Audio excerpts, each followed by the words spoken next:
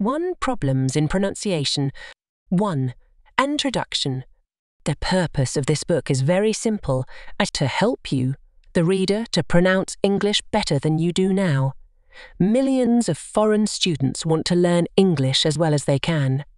For some it is only a matter of reading and writing it, and they will find no help here. But many students want to be able to speak English well, with a pronunciation which can be easily understood both by their fellow students and by English people, and it is for them that this book is specially intended. Written English and spoken English are obviously very different things.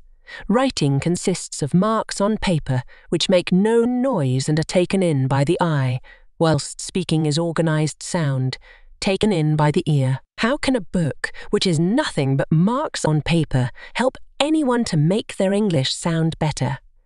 The answer to this is it can't, not by itself. But if you will cooperate and listen to English as much as you can, along the lines that I shall suggest to you, then you will find that the instructions given in the following pages will make your ears sharper for the sound of English, and when you can hear English properly, you can go on and improve your performance.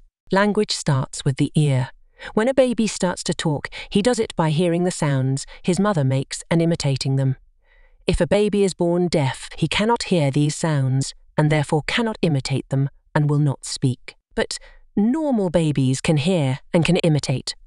They are wonderful imitators, and this gift of imitation, which gives us the gift of speech, lasts for a number of years. It is well known that a child of 10 years old or less can learn any language perfectly, if it is brought up surrounded by that language, no matter where it was born or who its parents were. But after this age, the ability to imitate perfectly becomes less, and we all know only too well that adults have great difficulty in mastering the pronunciation as well as other parts of foreign languages.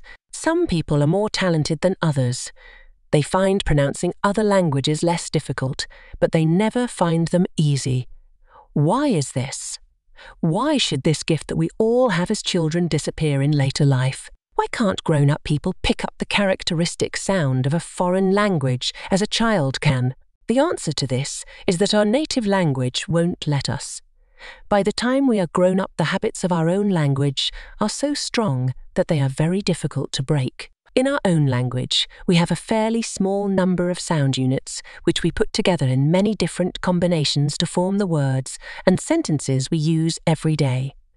And as we get older, we are dominated by this small number of units. It is as if we had in our heads a certain fixed number of boxes for sounds.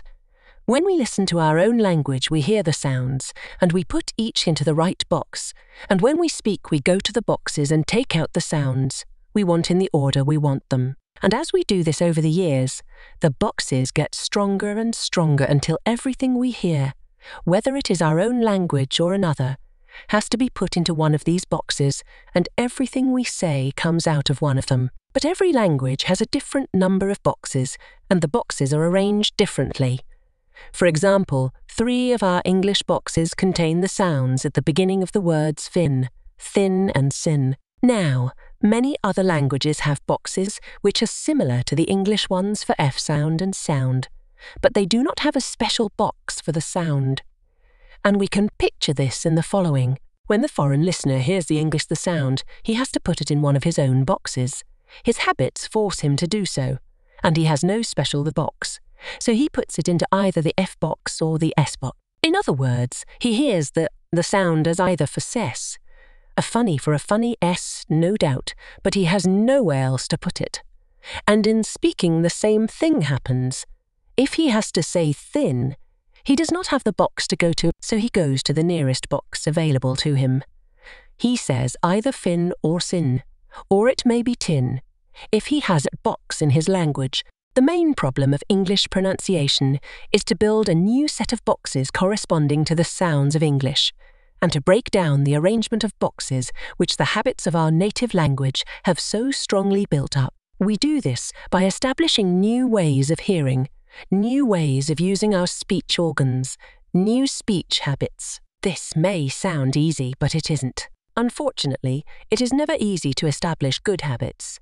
It is always the bad ones which come most naturally, and you will need to do a great deal of hard work if you want to build yourself a set of English boxes which are nearly as firm as those of your own language. Anyone who says that you can get a good English pronunciation without hard work is talking rubbish, unless you happen to be one of the very small number of lucky people to whom pronunciation conies fairly easily. Most of us need to work hard at it, and this book is for people who are prepared to work hard.